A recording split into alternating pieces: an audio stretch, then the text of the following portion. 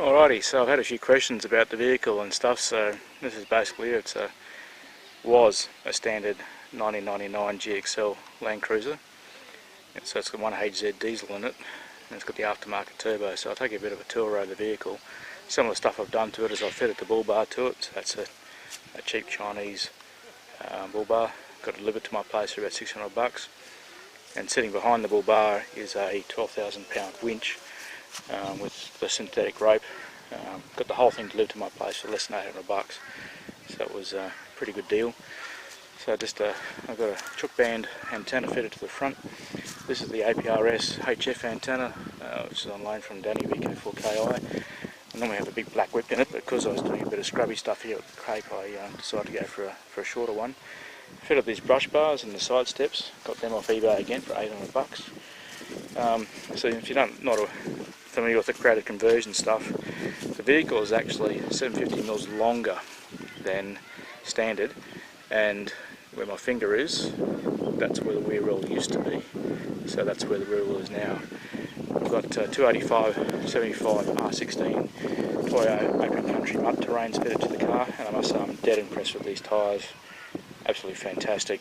So where the rear tyres were located, there's these little lockers which I have some recovery gear stored, and then so this is the canopy now on the back of the tray. So where the back of the car used to be has now been cut, and there's now a steel tray sitting on the back, full length one, 2 metre long, and on there is an aluminium canopy I had built by NW Toolbox, which I don't recommend by the way, but it'll do for the moment.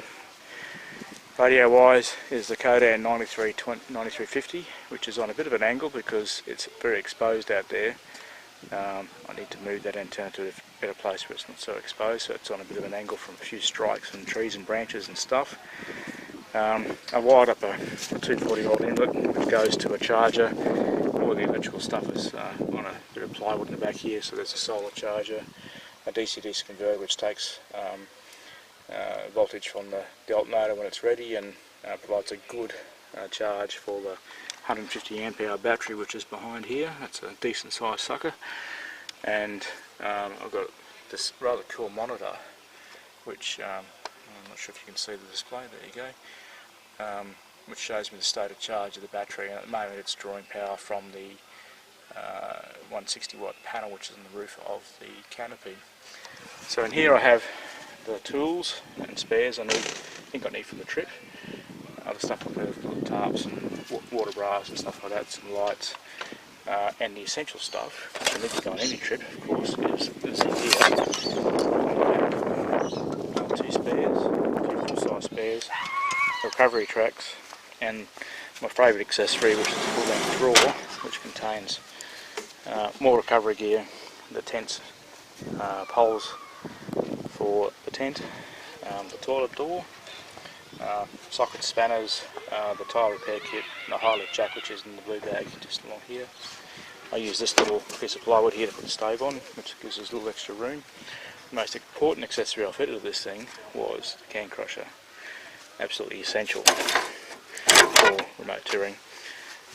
On the back also, just turn the pump on, I have 60 litres of water on demand, and then come around to the service side of things, where we have a bit of a kitchen set up. So this drawer system was done by Drifter Kitchens.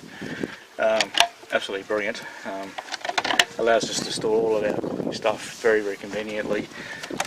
So knives and forks, sharp knives, and all of our crockery. Now at the top here, all of our dry goods up here, and then along here we have our best accessory ever, which is the 40 litre fridge, and it's sitting in a nice temperature at the moment. This slide here, which I'll try and demonstrate by standing back a bit, is the best accessory ever. Allows access to people who are height compromised, and yeah, well worth the money. And that's about it really. It's not that exciting from a vehicle point of view. Oh, doing the full circuit now, and here we are. And just so you know where we are at Bramwell Station. So this is the campground. Fantastic facilities. not a lot of people here considering the time of year. We're here on the 17th of July, so it's the peak of the travelling season, and here's our Oz tent, which we would not travel without. Fantastic bit of gear, very simple to put up, no more than 5 minutes, even with all that extra paraphernalia we've done right now with the tent fly and stuff. It's brilliant, and that'll do for now.